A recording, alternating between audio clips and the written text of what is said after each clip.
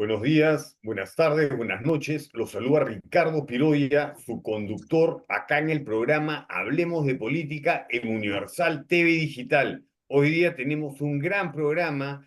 Tenemos a Rómulo Fernández, presidente del Consejo de Organizaciones de la Micro, Pequeña y Mediana Empresa, COMPYME Internacional, presidente de la Asociación Defensores de Agua y Bosques de Soritor, región de San Martín, y gerente general de la empresa Aromas del Café Altomayo SAC. También tenemos al ingeniero y economista Fernando Salas, candidato a la presidencia, que nos habla desde Juliaca por el partido Perú Te Quiero. Antes de pasar, ahí está el logo de Perú Te Quiero. Antes de pasarles a cada invitado para que se presenten, hoy quería decirles que es el Día de la Amazonía Peruana, según la ley 32253. Y bueno, vamos a arrancar el programa. Hola Rómulo, ¿cómo está? Buenas noches, desde San Martín. Qué alegría, Ricardo, de saludarte y al ingeniero Fernando que está en el programa y a todos los que están siguiendo. Sin duda, como bien has dicho, ya sea mañana, mediodía o noche, la virtualidad nos permite hoy ver el programa en cualquier momento. Así que un abrazo desde Soritor, provincia de Moyobamba, el Alto Mayo, región San Martín, y reiterativo este abrazo a todas las hermanas y hermanos amazónicos del Perú, celebrando este día. Ojalá que los gobiernos regionales, locales, universidades y otras instituciones sigan promoviendo actividades para poder dar el valor que corresponde a nuestra Amazonía. Excelente. Ahora vamos a hablar sobre los temas de la Amazonía.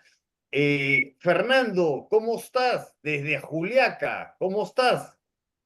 Buenas Un saludo noches. fraterno para ustedes, para Ricardo García, para ti, Ricardo Bedoy, un abrazo fraterno. Me alegra mucho compartir este conversatorio con Rómulo Fernández, quien es un representante de los gremios de la micro y pequeña empresa. Un abrazo fraterno para él y mi saludo también para todos los hermanos y hermanas de la Amazonía peruana. Efectivamente, hoy es el Día de la Amazonía y está dado por la ley 32.253. Y hoy, en el Día de la Amazonía, como precandidato a la presidencia de la República y como presidente de la República en el año 2026, junto a la totalidad de los congresistas que vamos a ser mayoría en el Congreso, esta promesa para todos los hermanos de la Amazonía. Derogaremos la ley de deforestación que hicieron estos forajidos desde el Congreso de la Corrupción, los de la derecha y los de la izquierda. Vamos a derogarla porque atenta al desarrollo de todos los hermanos y hermanas de la Amazonía peruana. Un abrazo para todos los amazónicos del Perú. Excelente, excelente. Yo creo que la primera pregunta que les voy a hacer es respecto al tema de la Amazonía y va para ti, Rómulo. Quisiera preguntarte, ¿no? Mira, hace varios años atrás hubo el primer incendio en la Amazonía. Todos lo recordamos y que al final la Fuerza Aérea tuvo que dar muchas vueltas y se quemó gran parte. Reaccionamos tarde. Bueno, fue un tema de que no lo teníamos de repente en nuestro radar, pero se quemó gran parte. Ahora, hace unos meses, se vuelve a quemar todo y es como que no hubiéramos aprendido la lección. Empezamos a pagarlo con baldes. ¿De qué? Con baldes, helicópteros con baldes, cuando hoy en día existen aviones en países acá de la región que cargan hasta 64 toneladas de agua y que pueden en una sola pasada pagar todo. Rómulo, tú que estás ahí en San Martín y que has visto mucho más de cerca esto, ¿qué opinas sobre esto? ¿Qué opinas sobre el tiempo de respuesta que ha dado el gobierno? ¿Qué opinas sobre permitir que se deje quemando la Amazonía y tomar una reacción tardía? ¿Qué harías tú? ¿Cómo lo ves? ¿Qué opinas? Y cuéntame tu opinión. He estado personalmente en el lugar de los hechos en el año 2024, Ricardo. He estado 5 semanas cubriendo justamente la información de los incendios suscitados, sobre todo en la parte del Guayaga Central, por San José de Sisa, por El Dorado, por el Alto Biabo.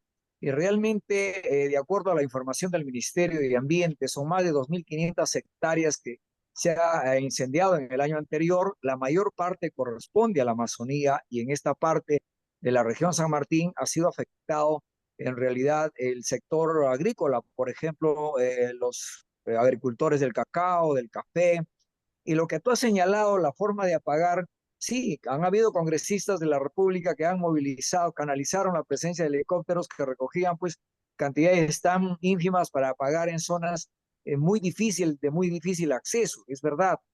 O querer movilizar bomberos con las unidades de transporte donde no llega la carretera, por ejemplo.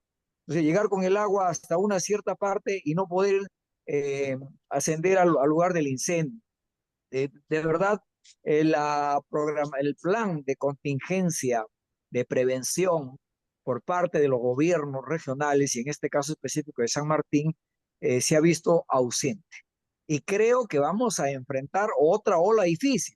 Hoy estamos enfrentando las lluvias, hoy estamos enfrentando algunas inundaciones y siempre estamos hablando de trabajar la emergencia. Siempre estamos actuando a la hora de la emergencia, no en la prevención. Y este es un gran problema, Ricardo y amigos, de la forma como se trabaja en los gobiernos regionales y en los gobiernos locales.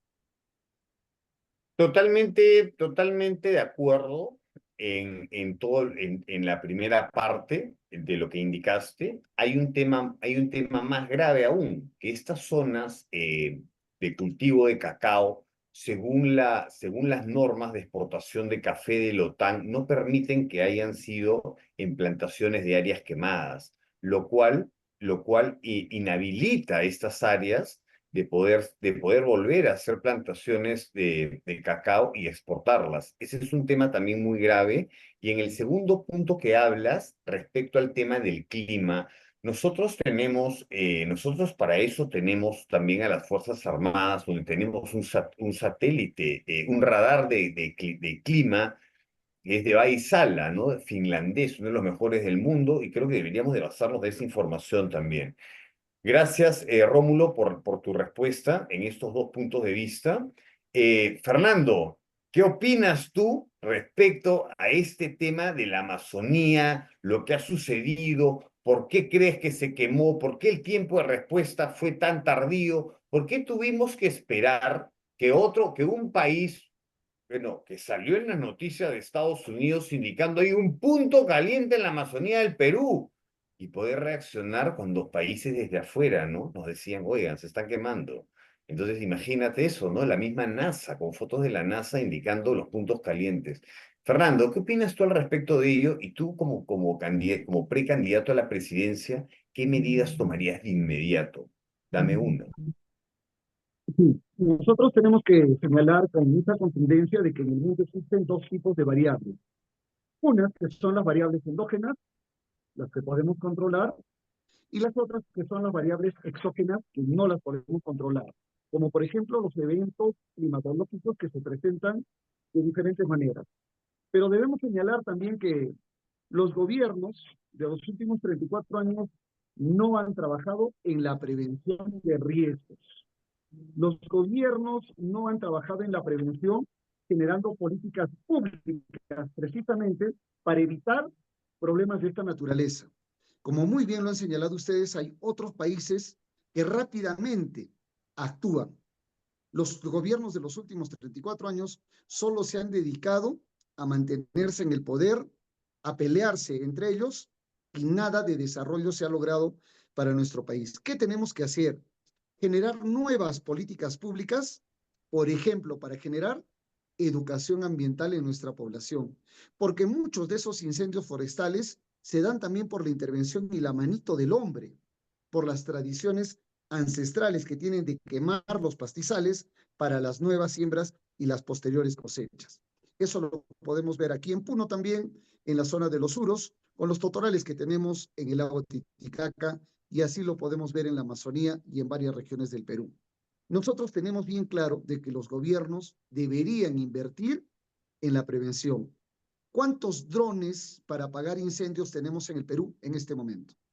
La respuesta simplemente es, no hay. Pero sí se generan inversiones en otro tipo de actividades que no generan beneficios para la población. Y los gobiernos de los últimos 34 años quieren ver estos problemas en gran magnitud con la única finalidad de declarar estados de emergencia. Y ya sabemos que los estados de emergencia son precisamente para hacer negocios de quienes nos gobiernan y de los amigos de quienes nos están gobernando. Por eso tenemos la presencia de grandes eventos en nuestro país, como por ejemplo los incendios forestales, que son variables que sí se podrían trabajar en el país, sí se podrían controlar. Sin embargo, no se hace. Ok, ok, Fernando. Bueno, es tácito, implícito y sobreentendido de que nosotros no podemos controlar los cambios del clima, ¿no? Eso está claro. Lo que dices, estoy de acuerdo. La pregunta va más enfocada a los temas de tiempos de respuesta. Por decirte, ¿no? Lo que yo haría, por decirte, si fuera presidente, lo que yo haría sería no colocar drones tácticos, sino colocar drones estratégicos que puedan mantenerse en el aire 36 horas y que puedan volarse toda la parte de las fronteras y revisar nuestra Amazonía, colocar también algunos radares y puntos de calor ahí en la misma Amazonía y utilizar la inteligencia artificial. ¿Por qué? ¿Por qué, Fernando? Porque ahora ya pasamos de la época análoga a la época digital y de la época digital estamos en la época de la inteligencia artificial, que es una carrera que es transversal a todas las verticales que hay. Ingeniería tiene inteligencia artificial, sistemas, ciberseguridad, todas las carreras del futuro, hasta el que estudia derecho ahora también recurre a la inteligencia artificial. Esa es una idea que yo tendría para el tema de la Amazonía y poder prevenir, más que para un tema preventivo, como tú dijiste, haría esto de los drones estratégicos. Ahora, respecto para los temas ya de tomar acción ante un hecho que ya sé que ya se está dando, definitivamente sería pues comprar infraestructura que puedan no apagar un incendio, como tú dices, por esto de acá, de mantenernos en el estado de emergencia, que yo estoy de acuerdo contigo, ahí totalmente de acuerdo. Sino apagarlo todo en una, ¿no? Como estos aviones que cargan 70 toneladas de agua. Bueno, vamos a seguir con el siguiente punto, que acá mi amigo Rómulo, desde San Martín, es presidente, ¿no? De una asociación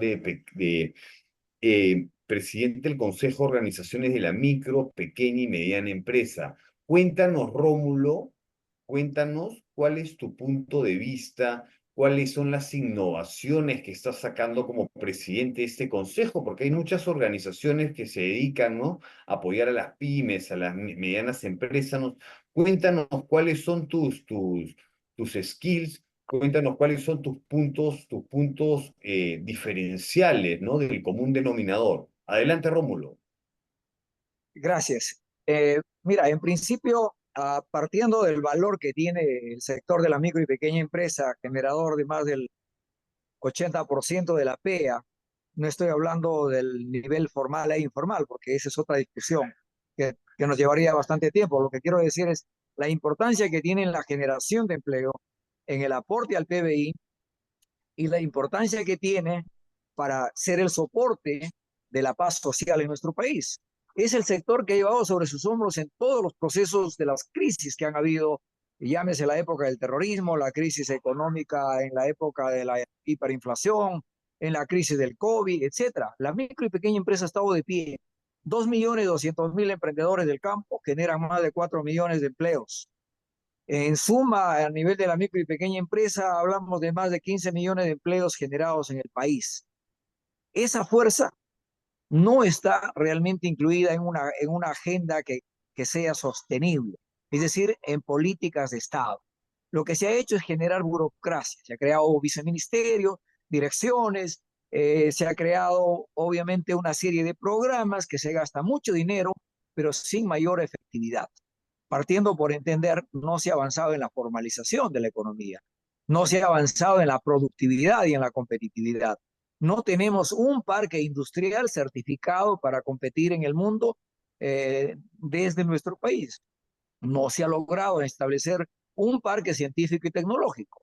Es decir, no hemos apostado por aquello que le haga competitivo al país, que le haga sostenible y competitivo. En ese sentido, desde Compim Internacional, nosotros estamos trabajando a partir del campo. Hemos empezado a darle mayor importancia a la micro y pequeña empresa rural. Ahí se desarrolla la seguridad alimentaria. Allí están los insumos para la industria.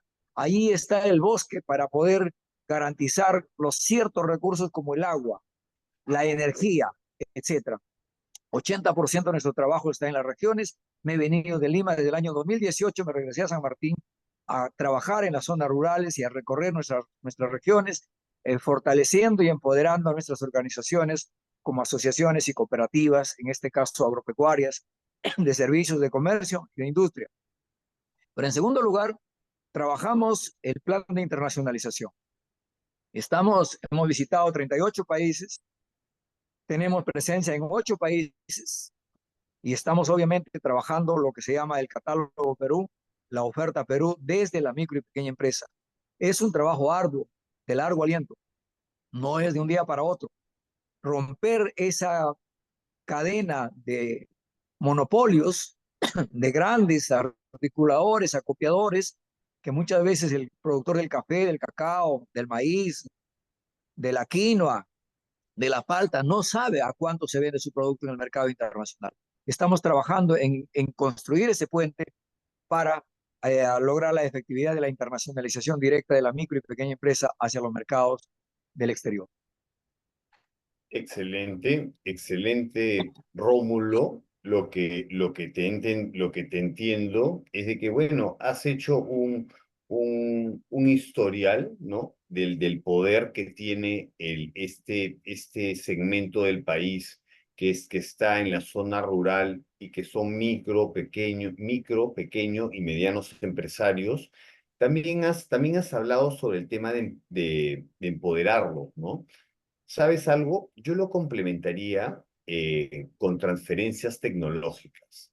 De alguna u otra manera, lo que tú dijiste es muy cierto. Viene un extranjero, por decirte, y empieza a copiar, ¿no? Empieza a copiar, acopia, y luego él hace los documentos de exportación y lo exporta a Walmart, por decirte, no sé, pues los ajos, por decirte, ¿no? Entonces, y como tú dices, el productor, que es el dueño de la tierra, de ese pedazo de tierra, no sabe ni a qué precio lo venden, ¿no? Me parece interesante eso de ahí, dar ese salto, ¿no? Ese salto en esa brecha, me parece que es un trabajo bastante bueno el que hace según mi punto de vista, porque de alguna u otra manera no nos dejamos pisar el poncho, como decimos, ¿no? Criolladamente. Te felicito, Rómulo, por esta labor que haces. Y bueno, ahora vamos a ir con Fernando. Fernando, ¿tú qué ideas tienes ahora que estás dentro de la candidatura presidencial? ¿Qué ideas tienes para mejorar la micro, pequeña empresa acá en el Perú, la mediana empresa, ¿no? ¿Qué ideas se te dan? Coméntanos.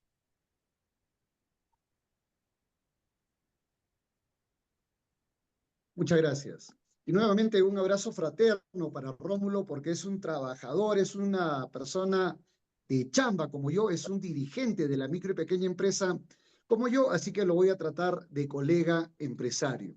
Porque he sido por años dirigente de la micro y pequeña empresa aquí en la región Puno y después a nivel nacional cuando formamos la Confederación Nacional de Gremios de la Micro y Pequeña Empresa, CONAMIPE. Así que el problema de la micro y pequeña empresa, al igual que Rómulo, lo conozco perfectamente porque lo vivo todos los días. Un microempresario que está vinculado, involucrado en este sector, es el único que puede dar la receta a la solución de los problemas que tenemos en la micro y pequeña empresa. ¿Y cuáles son esas soluciones? Desde el próximo gobierno patriota del Perú, trabajaremos en 3 cosas importantes: capacitación de parte del Estado al sector de la micro y pequeña empresa, financiamiento directo desde el Estado a la micro y pequeña empresa y, por supuesto, la búsqueda de mercados, como muy bien lo ha señalado Rómulo en la última parte de su intervención. Y se preguntarán, ¿y el financiamiento cómo? ¿De dónde sale? Perú Te Quiero le propone al Perú un modelo de economía mixta, de manera que vamos a intervenir en sectores estratégicos, como en el de las finanzas del Perú, porque los bancos que hoy trabajan en el Perú hacen lo que quieren con los prestamistas del sector financiero. Nos cobran tasas de interés así, cuando ellos simplemente pagan así. No hay un apoyo al sector de la micro y pequeña empresa, al emprendedor peruano, porque nos ven como gente de alto riesgo. Y como nosotros seremos el gobierno que vamos a confiar en el pueblo peruano, a través de Rómulo Fernández quiero decirles y pedirles a todos los microempresarios del Perú, asóciense, organícense en todo el Perú. Así como Rómulo tiene muy bien organizado su gremio en la región San Martín, así lo debemos tener en todo el Perú. ¿Por qué? Porque van a ser los beneficiados directos de la capacitación del Estado peruano. Ahí van a entrar a trabajar todos los ministerios, producen todos. Además, vamos a tener el Ministerio de la Micro y Pequeña Empresa del Perú. ¿Por qué? Porque la micro y pequeña empresa es el generador de la economía peruana. La micro y pequeña empresa del campo y de la ciudad es el que genera la producción en el Perú. Si paraliza la micro y pequeña empresa en el Perú, se paraliza absolutamente toda la economía del Perú. Recordemos que la minería, la gran minería, solo genera el 9% del Producto Bruto Interno. Todo lo demás lo ponen las remesas internacionales que vienen al Perú y la producción de la micro y pequeña empresa del Perú. Por eso que ya lo dije aquí, en Hablemos de Política a través de TV, de Universal TV, de la torta, el 99% lo representamos nosotros, Rómulo, tú, yo y todos nuestros colegas de la micro y pequeña empresa, del campo y de la ciudad. Menos del 1% lo representa la gran empresa del Perú. Y por eso ellos, cuando crearon la CONFIEP, destruyeron todos los gremios de la micro y pequeña empresa que había en el Perú, porque no querían tener competencia. Y hasta hoy día, las grandes empresas como la Sociedad Nacional de Minería no quiere la competencia del minero artesanal, del pequeño minero. Y lo mismo pasa con el productor metalmecánico carpintero. Lo mismo pasa con el productor del campo, esos productores de uvas, los productores de papas, los productores de páprica. Todo lo quiere la gran empresa para la exportación de ellos o de los productores con quien ellos trabajan. Entonces nosotros tenemos un programa bien definido para la micro y pequeña empresa porque ese problema lo siento yo todos los días. ¿Y cuáles son las necesidades de la micro y pequeña empresa? Tres cosas transversales: capacitación, financiamiento y mercado. Y por lo que vamos a trabajar de la mano con el sector de la micro y pequeña empresa, porque ya no necesitamos tener en los ministerios los encorbatados que egresan de las grandes universidades de Lima, que hablan de la micro y pequeña empresa, pero que nunca han tenido ni siquiera una empresa. O aquellos que dicen que generar trabajo es lo mejor para el Perú, cuando ni siquiera tienen empleada doméstica en casa y nunca han generado ni una fuente de trabajo. Por eso nosotros, ahora los actores directos del desarrollo económico del Perú, somos quienes hemos decidido que tenemos que llegar al mandato presidencial, al Congreso de la República, para trabajar directamente con los gremios de la micro y pequeña empresa, para fortalecerlos, para levantarlos, para reactivarlos, para lanzarlos al mundo. Y por eso cambiaremos a todos los embajadores del Perú, a todos los agregados comerciales y a todos los cónsules del Perú en el mundo, con gente dinámica, con gente audaz y con gente que quiera poner de moda al Perú en todo el mundo. Y para eso tenemos producción textil. En realidad tenemos todo en el Perú. No vamos a redundar en eso, pero toda esa producción peruana la vamos a poner ahora en las manos de todos los demandantes del mundo. Y dicho sea de paso, el Perú tiene muy buena producción. 4.200 variedades de papa. ¿Por qué consumimos la papa holandesa? Por las políticas públicas que nos ha traído estos gobiernos que han hecho fracasar al sector de la micro y pequeña empresa. Contra eso estamos luchando. Por eso, hermano Rómulo, yo te pido Fortalezcamos los gremios de la micro y pequeña empresa. Eres un gran ejemplo en la región de San Martín. Y así tenemos que estar en Cajamarca, en Puno, en La Libertad, en todas las regiones del Perú. ¿Por qué? Porque el próximo gobierno patriota del Perú los va a tener aliados estratégicos a ustedes, a los micro y pequeños empresarios del Perú. ¿Por qué? Porque los gobiernos de estos últimos 34 años, de derecha y de izquierda, han tenido como grandes aliados solo a la gran empresa, y los resultados ya los conocen todos ustedes. Estamos en el 32% de la población en situación de pobreza, en el 6.5% de la población peruana en la condición de extrema pobreza, y como muy bien lo dijo Rómulo, estamos jalados en competitividad, ocupamos los últimos lugares comparado con los otros países de la región. Y de la misma manera, en creatividad. Por lo tanto, estoy plenamente de acuerdo en que tenemos que hacer un empoderamiento del sector de la micro y pequeña empresa a través de la transferencia tecnológica. Y cuando hablamos de transferencia tecnológica, vamos a ampliar, repotenciar, actualizar, modernizar, reequipar todos los institutos tecnológicos en el Perú, porque el proceso de industrialización que se viene con el gobierno patriota del Perú necesita de técnicos preparados, no solamente en universidades, sino ahora en los tecnológicos de todo el Perú. Así que tendremos tecnológicos en todas las provincias del Perú, y no son más de 150. Gracias. Ok, ok, me parece, Fernando, bien, es tu punto de vista, ¿no? La repotenciación, las transferencias tecnológicas, sabemos lo que está haciendo Rómulo en San Martín, sí, lo que es bueno se copia, ¿no? Este me parece excelente. ¿Sabes algo, Fernando? Yo empezaría, desde mi punto de vista, empezaría por el tema de los impuestos, por decir los microempresarios, pequeños empresarios o los emprendedores nuevos, yo les daría unos 3 años de gracia sin pagar impuestos, para que no se ahoguen. ¿De qué nos sirve ahorita? ¿De qué nos sirve ahorita, por decirte, bueno, que capacitarlos, buscarles mercados y todo, cuando no van a sobrevivir el primer año por los impuestos que tienen? Yo recuerdo que el año pasado estuve en la SUNAT y estuve haciendo unas consultas y nos debían a octubre del 2028 eran 28.000 millones que nos deben las empresas, de las cuales casi el 85% nos debían las grandes empresas. O sea, se podría decir que hasta los pequeños empresarios, los emprendedores, hacen todo lo posible por cumplir el pago de sus impuestos, pero ¿qué es lo que pasa? Que se llegan a ahogar. Y para no, antes de ahogarse, pasan a la informalidad. Ya no tienen a la gente de repente pues en planillas, sino ya les pagan por lo bajo, sin recibos, etcétera, etcétera, ¿no? Entonces, para evitar eso, yo lo que haría sería darles unos 3 años de gracia sin impuestos. Ese sería mi punto de vista. Pero bueno, vamos, Plena, adelante, adelante. plenamente de acuerdo contigo, Ricardo, y es un punto que está en nuestro ideario político y está ahora trabajándose en el plan de gobierno. ¿Por qué? Porque el hermano que quiere abrir una pollería la abre y a los 3 meses la SUNAT lo cerró, y eso es lo que tú has dicho.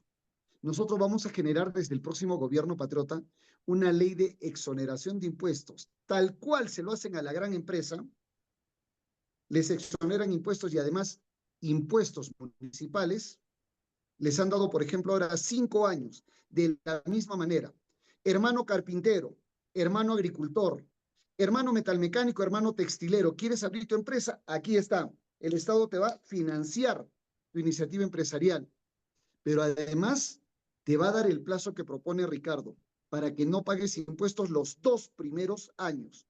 24 meses liberado de impuestos. Y además, la adquisición de tu maquinaria, de tu equipo, de tus materiales, se te devolverá el IGB, tal cual se hace con la gran empresa. ¿Por qué la diferencia?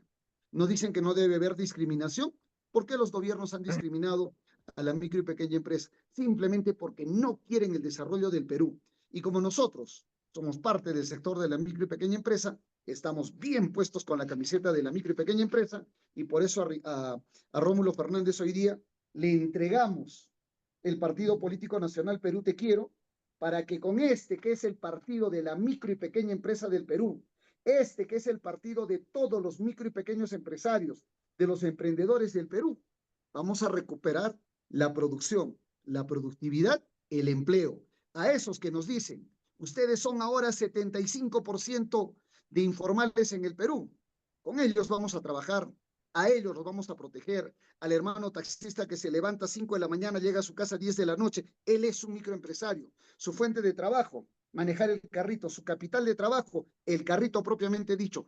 Con ellos vamos a trabajar y prácticamente bajaremos del 75% al 25% la informalidad, porque todos van a quererse acoger a los nuevos programas del gobierno patriota del Perú y por eso todos van a estar formalizados con RUC y con todo lo que necesitamos para el desarrollo integral del Perú. Estoy plenamente de acuerdo que tenemos que trabajar en el tratamiento de los impuestos en los periodos pertinentes para el despegue explosional de la micro y pequeña empresa.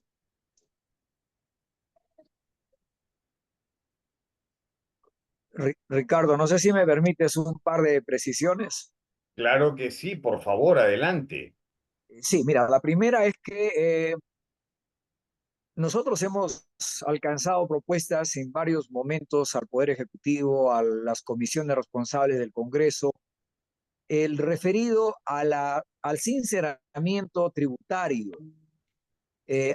Por poner un caso de una multa que por llenar mal la guía de remisión llegó a ser obviamente una deuda de 500 soles y finalmente 22.000 soles después de varios años. Es decir, esa deuda se ha ido capitalizando y se ha vuelto impagable. Ese taller tiene 2 o 3 máquinas de coser que no cubre prácticamente los 22.000 soles. ¿Qué hacen estos emprendedores? Como bien ha dicho el ingeniero Fernando, muchas veces sacan el RUC a nombre de otra persona, de un trabajador o de un familiar, para poder mantener la venta formal a determinados compradores o determinados centros comerciales.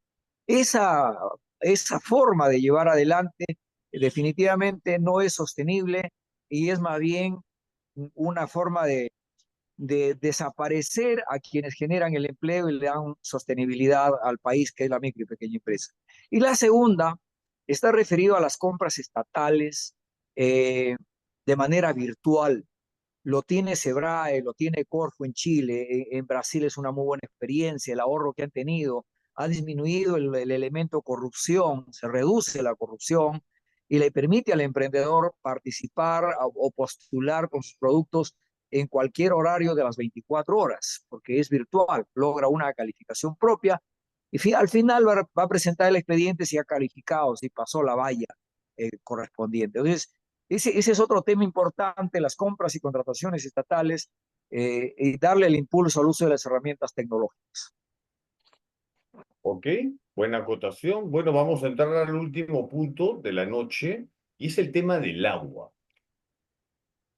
Vamos a darle la palabra primero acá a Fernando. Fernando, en tu gobierno, en tu candidatura, ¿cuál es la solución que planteas para el agua? Lo En más el plan vital. de gobierno está considerado como un eje estratégico la GIR. ¿Qué significa GIR? Gestión integral, no una partecita. Gestión integral del recurso hídrico. Vamos a trabajar eso en la costa peruana, en los Andes peruanos y en la Amazonía peruana. Una de las propuestas que tenemos es de que todos los proyectos que estuvieron involucradas con lo que fuera hace 10 o 15 años el Instituto Nacional de Desarrollo, tienen que entrar en una reprogramación y actualización. Por ejemplo, en Puno tenemos el proyecto especial binacional Lago Titicaca, que tenía como tarea y como objetivo fundamental la ampliación de la frontera agrícola utilizando las aguas represadas en lagunillas. Han pasado 40 años del proyecto y no se ha llegado al objetivo. ¿Por qué? Porque se han distraído en varias otras cosas, en hacer proyectos de carreteras, de electrificación, cosa que no era su objetivo real. Por eso el proyecto Puyango-Tumbes, el proyecto binacional Lago Titicaca, el proyecto Majes-Iguas, tienen que ser mejorados, actualizados y por supuesto tienen que entrar a trabajar rápidamente para resolver problemas que tenemos en las poblaciones involucradas. En la gira está considerada la siembra y la cosecha de agua desde los primeros días del gobierno patriota del Perú, porque, por ejemplo, así como nos decía Rómulo, allá en San Martín, igual que acá en Puno, estamos en temporadas de lluvias. Vienen las lluvias, entran a los ríos y las aguas se pierden. ¿En qué momento hemos aprovechado las aguas en su represamiento, en su cosecha y en su siembra? No hemos utilizado el agua. Entonces tenemos que entrar con nuevas políticas públicas para que en toda la costa peruana, en todos los Andes peruanos, se haga en primer lugar un uso racional del recurso hídrico. Y dos, trabajemos en el represamiento del agua, porque oferta tenemos y la demanda también la tenemos en el Perú. Balanceando la oferta y la demanda, el agua que tenemos en el Perú abastecería plenamente el consumo humano y abastecería plenamente también el uso que se da en las actividades agroindustriales, incluso en las de minería. Pero para eso se tiene que hacer un nuevo análisis de la verdadera oferta y de la verdadera demanda del agua. Se han creado instituciones como, por ejemplo, la ANA, que hoy está haciendo ya un inventario de todos los ríos, riachuelos que tenemos en el Perú. ¿Cuál es el fin? La privatización del agua. Nosotros desde aquí, desde Hablemos de Política a través de Universal TV, decimos no, mana, janigua, no a la privatización del agua, que es un derecho universal. En conclusión, tenemos que trabajar en la siembra y en la cosecha de agua para no perder el recurso hídrico, como lo estamos perdiendo hoy en todas las regiones del Perú. Solo aquí en el lago Titicaca tenemos un espejo de agua de 8.400 kilómetros cuadrados, un solo efluente, que es el río Desaguadero, y que tiene un caudal de 20 litros por segundo, de los cuales la mitad le toca al Perú y la otra mitad lo puede utilizar Bolivia. ¿Cuánto de eso lo utiliza el Perú en este momento? Nada. Sin embargo, hay poblaciones como Tacna que requieren de agua dulce para sus fines de riego. Lo necesitan también en Pedregal Májese, en Arequipa. ¿Y qué están haciendo los gobiernos? Nada, absolutamente. ¿Por qué? Porque no les interesa el desarrollo de los pueblos del Perú. Solo les interesa beneficiar con las aguas que ya tenemos a las grandes empresas vinculadas a la agroexportación. Entonces tenemos que generar un cambio. Hoy estamos así y lo tenemos que cambiar así. ¿Y quiénes van a ser los beneficiados? 34 millones de peruanos que necesitan recurso hídrico. Ok, Fernando, me parece es tu punto de vista. Eh, según lo que te he escuchado, me parece bien, tu enfoque es un poco más rural. Lo que te quiero comentar es, el tema del agua es un tema que nos falta mucha tecnología. Por dar un ejemplo, ¿no? Cuando hay mucha neblina, ¿no? Tú sabes de estas mallas que cogen la neblina y la transforman en agua, ¿no? Luego de ello, hay también temas así como la planta que hay en Chilca que transforma el agua de mar en agua dulce.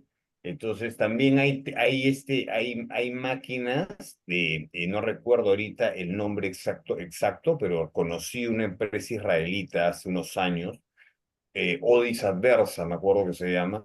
¿Y qué es lo que sucede? Ellos transforman el agua, por decirte, que sale de las casas, ¿no? Esa agua no se va al desagüe, sino pasa, se procesa y sirve para regadíos. El agua de la ducha se vuelve a convertir en agua que va a salir por el caño. Entonces, hay un tema tecnológico también acá. Pero lo que tú indicas, y estoy totalmente de acuerdo, es que el agua es un derecho universal, tal cual lo has dicho, y ahí estoy totalmente de acuerdo contigo, y que definitivamente pues no se podría privatizar, ¿no? Eso está más que claro. Eh, bueno, vamos, Rómulo. Rómulo, tú con toda la experiencia que tienes allá, hace aproximadamente unos 8 años que no estoy por San Martín, pero cuéntanos cuál es tu punto de vista respecto al agua. Primero, el agua está establecido en la Constitución Política del Perú, el artículo 7.a, prioridad para la vida humana sobre todas las actividades. Número uno. Número dos, en la resolución 51 de las Naciones Unidas es un derecho universal el agua como prioridad para la vida humana. de tal forma que hacemos respetar primero nuestros derechos. Segundo, plena coincidencia contigo, Ricardo, y con el ingeniero Fernando, el tema de la privatización del agua, que de alguna manera la maniobra del Parlamento Nacional están tratando de empujar esta legislación para eh, aparentar de una forma, pero el propósito y el fondo es otro, en realidad, el gran negocio del agua. Y nosotros ya estamos advertidos de ello, ¿no? En tercer lugar, Ricardo, coincidiendo en parte contigo del uso de la tecnología que nos falta, pero en realidad cuando nosotros miramos el Perú tiene agua, más del 70% lo pierde el agua por el mal manejo del agua como país. Y si hablamos como Amazonía, mirando allí el informe de World Vision, dice que de cada 10 personas en la Amazonía, 7 carecen de agua. Irónico, ¿eh? Irónico, porque nosotros somos cabecera de cuenca amazónica. La región Amazonas, la región San Martín y la región Huánuco son parte de esa cabecera que alimenta a todo el corredor amazónico, no solo del Perú, sino todo el corredor. Entonces, ¿por qué no tenemos agua en Tarapoto? ¿Por qué no tenemos agua en Bellavista? ¿Por qué tiene solo 2 horas de agua en el Alto Biabo o en Tocache? ¿Por qué no hay agua en la población? Si somos cabecera de cuenca amazónica. El problema, antes de caminar, pensaba que era un problema de administración y de leyes. En realidad, hay un problema de corrupción, hay un problema de negocio. Se hacen los proyectos mal hechos, se vuelven a contratar, ingresa un nuevo alcalde, ingresa un nuevo gobernador, nuevos contratos, y con ello realmente lo que se hace es utilizar a la población, la necesidad de la población. En Tarapoto lo que costaba 200 soles de la cisterna de agua, el año pasado llegó a costar 800 soles. En realidad hemos llegado a poner a la población contra la pared.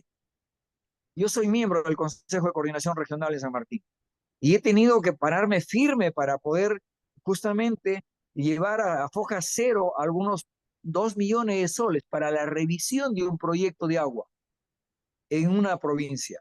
O sea, la corrupción tiene un alto nivel que termina dañando a la población y no es porque no existe agua. El problema está en transparentar los recursos, en un manejo adecuado desde el gobierno regional, desde el gobierno local, pero también desde un empoderamiento a nuestras JAS. En el caso de San Martín hay 619 organizaciones rurales que administran su agua, pero estas tienen problemas legales, tienen problemas de captación, de calidad, de infraestructura, tienen tuberías de 20, 22 años sin ningún mantenimiento. Entonces, todo ese problema, ¿cómo solucionar para darle seguridad de una agua saludable para la población? En ese sentido, concluyo con esto, hicimos una cumbre, la primera cumbre de las 10 provincias de San Martín, el 30 de octubre del 2024, y de allí ha salido una hoja de ruta de la que estamos trabajando, y parte de esta hoja de ruta lo ha tomado la Universidad Agraria, y aprovecho para anunciar y decir que el 19 de marzo de este año, en la Universidad Agraria vamos a desarrollar la primera cumbre internacional del agua. Se han sumado algunas organizaciones del ámbito internacional gracias a este manifiesto de los dirigentes de las JAS, de las autoridades municipales con buena voluntad y del Colegio de Ingenieros, en este caso de San Martín. Muy importante la alianza academia, sociedad civil organizada y el gobierno, sea local, regional o nacional. Muy importante. Solo así podremos establecer una hoja de ruta que pueda ser sostenible. Excelente, excelente, y todos están invitados el 19 de marzo en la Agraria a la Cumbre del Agua, que va a estar con organizaciones internacionales, y qué buena noticia esta, Rómulo. Para culminar, Fernando, te quiero hacer una pregunta. Por decirte, ¿no? Es una pregunta, ¿tú estarías dispuesto, si sales presidente de la República, a para que la gente de alguna manera esté de acuerdo y crea en la palabra, porque mira cuántos presidentes han pasado? ¿Tú estarías dispuesto a firmar un documento que si en el primer año de tu gobierno no cumples lo que dijiste, cumplir en ese periodo de tiempo? ¿Das un paso al costado? ¿Estaría dispuesto a firmar un documento así? Plenamente de acuerdo y por eso estamos preparando un plan de gobierno que incluye un cronograma Gantz. En el primer mes, tal cosa. En los primeros 100 días, tales cosas. En el primer año, tales actividades, proyectos. Y por supuesto que estoy dispuesto a darnos al costado si no cumplimos con la promesa electoral. Porque ahora tenemos que ver al Perú de manera seria, responsable y constructiva. No utilizar a la población solamente vota por mí y después cuando gané, nunca Exacto, se ejecutan los olvidan planes de de todo. gobierno. Así es. Muy Y bien. por eso, desde acá, desde Universal TV, quiero ratificar ese juramento que hice la nación aymara, en la capital de la nación aymara, exactamente en la provincia del Collao, en la ciudad de Ilave, y después en Cepita, cuando dije, Fernando Salas no los traicionará. Fernando Salas no les va a mentir. Fernando Salas, junto a todo el equipo político y técnico de Perú Te Quiero, le estamos presentando una propuesta viable para el Perú, una propuesta analizada, estudiada en el ámbito político, técnico, legal, social, ambiental, cultural y científico. De esa manera nos estamos presentando al Perú y por eso las personas, los medios como Universal TV nos dan la cobertura porque nosotros estamos hablando cuestiones bien fundadas. No estamos hablando disparates, voy a matar a los presidentes. No, no, no. Nosotros estamos hablando de desarrollo económico y de crecimiento económico, con conocimiento, con fundamento, con marco teórico, con marco referencial, con marco científico, como tiene que ser. Por eso que el modelo económico del Perú nosotros lo vamos a presentar a través de un modelamiento matemático. Espero que los otros candidatos puedan hacer lo mismo en pizarra limpia, con plumón rojo y azul, para que la población entienda qué gobierno le ofrece un crecimiento del Producto Bruto Interno en 5 años y que a la conclusión le pueda decir, te entrego el Perú con un crecimiento del PIB del 12%. Eso nosotros lo hemos Sí. estudiado, sabemos cómo y va a haber la oportunidad a través de Universal TV de sustentarlo, incluso a través de un debate frente a otros técnicos, como ya hemos tenido la oportunidad aquí en Hablamos de Política. Entonces, plenamente de acuerdo en renunciar o dar un paso al costado si no cumplimos con la gran promesa electoral y la promesa política, porque nuestro pueblo peruano ya no está para más mentiras, ya no está para más discursos. Por eso que ahora el pueblo peruano dice, el próximo presidente tiene que ser nuevo, nuevo partido político, nuevo ideario político y que sea una persona que piense, que sienta y que actúe como Rómulo Fernández, que es un productor de la tierra, que es un microempresario y que representa a miles de hombres y mujeres del Perú, de la micro y pequeña empresa. Ese va a ser el próximo presidente del Perú. Ya no los fanfarrones que hemos tenido hasta ahora, de derecha y de izquierda, porque ellos han fracasado. Los indicadores son claros, ocupamos los últimos lugares en todo, primer lugar en corrupción a nivel de todos los países de América, últimos en competitividad y eso no puede seguir pasando en el Perú. Excelente, excelente Fernando, pero me gustaría tener otra entrevista contigo para hablar sobre la seguridad nacional y temas de seguridad del Estado. Te agradezco mucho Rómulo también la invitación del día de hoy. Fernando, las mejores de las suertes en tu campaña y cuenta con nosotros para comentarnos sobre tus planes y qué es lo nuevo que vas a hacer, que vas a implementar. Y me parece interesante que podamos hacer debates con otros candidatos presidenciales para que podamos escuchar, ¿no? De los dos lados y ver de alguna manera que la gente también pueda sacar sus propias conclusiones, ¿no? Somos tantos partidos políticos que realmente la gente está confundida. Ese es un gran tema, ¿no? La gente ni siquiera saben, o sea, si tú le dices quién está postulando a la presidencia, saben el nombre de tres o de cuatro, pero son casi 40, ¿no? Bueno, les agradezco mucho, Fernando, Rómulo, un fuerte abrazo acá desde Lima y muy buenas noches. Gracias. Muchas Un gracias, abrazo. un abrazo para todos ustedes. Les pido por favor me compartan el número de teléfono de Rómulo.